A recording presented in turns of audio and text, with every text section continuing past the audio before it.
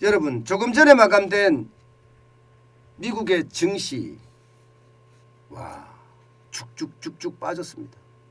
쭉쭉쭉쭉 빠졌어요. 예, 다우산업지수만 하더라도요. 이게 빠지기 시작한 게 장 시작과 동시에 빠지기 시작을 했습니다. 그러던 것이 빠지고 빠지다가 장 막판에 와서는요 거의 폭락이라고 이야기할 만큼 쭉 빠졌습니다. 그래서 1.56%가 빠졌고요. 무려 말입니다. 550.46포인트가 내려앉았습니다. 35,000이 34,678.35로 마감했어요. 이렇게 되면 나스닥도 마찬가지겠죠. 나스닥도 거리면 똑같습니다. 나스닥도 장 막판에 그냥 폭락했어요. 폭락. 엄청나게 떨어졌어요. 1.54%가 떨어졌습니다. 그래서 221.76이 빠졌고요. 14,220.52로 마감했습니다. S&P도 볼까요? S&P 500도요. 1.57% 똑같습니다. 그림은 장 막판에 왕창 빠졌어요. 72.04가 빠져서 4,530.41로 마감했습니다.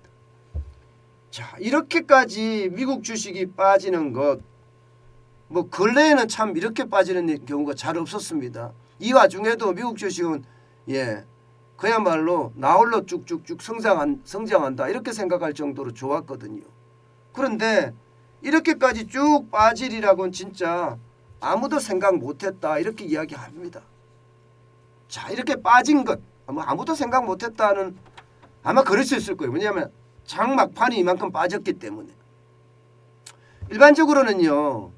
이게 오늘 뭐 여러분도 아시겠지만 PC 물가 발표됐잖아요.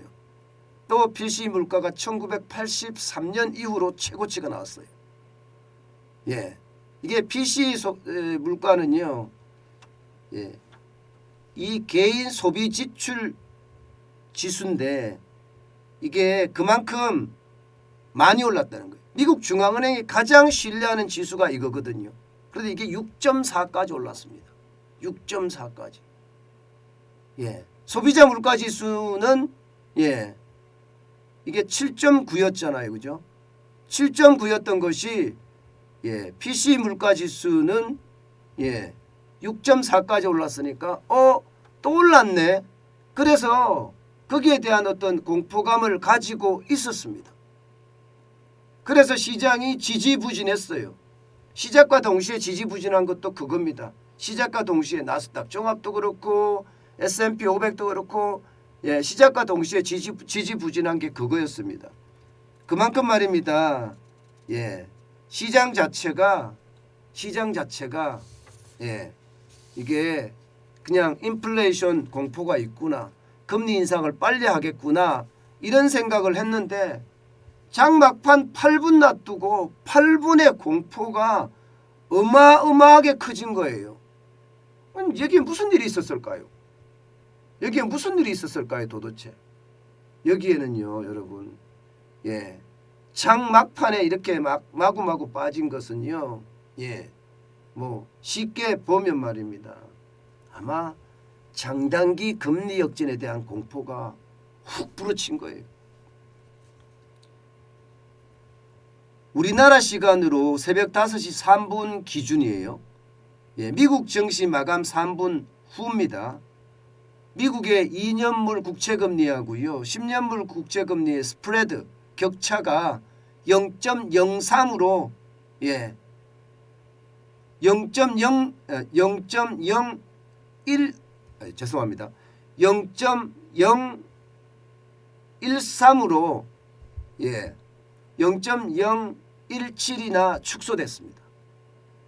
이제는 뭐 2년물과 10년물의 금리 역전이 그냥 곧바로 일어나겠구나. 이 정도까지 간 거예요. 0.013까지 줄어들었으니까.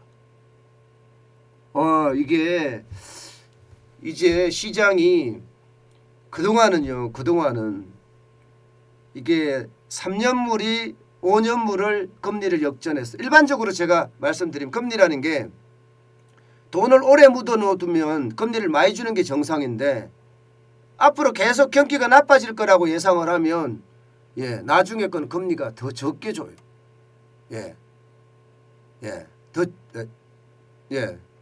현재를 더 많이 줍니다.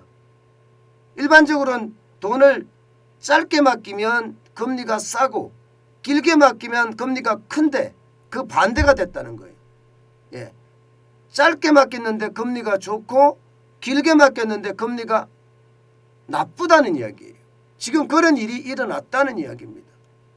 근데 그동안은 3년물하고 5년물하고 역전 이게 있었고요. 그죠? 그 다음에 5년물하고 30년물의 역전 있었고요. 그리고 보시는 것처럼 3월 29일 날 또 금리가 역전이 한번 있었습니다. 이거는 2년물하고 10년물 이거는 확실하게 경기 침체를 예고하는 그런 역전이 일어난 거예요.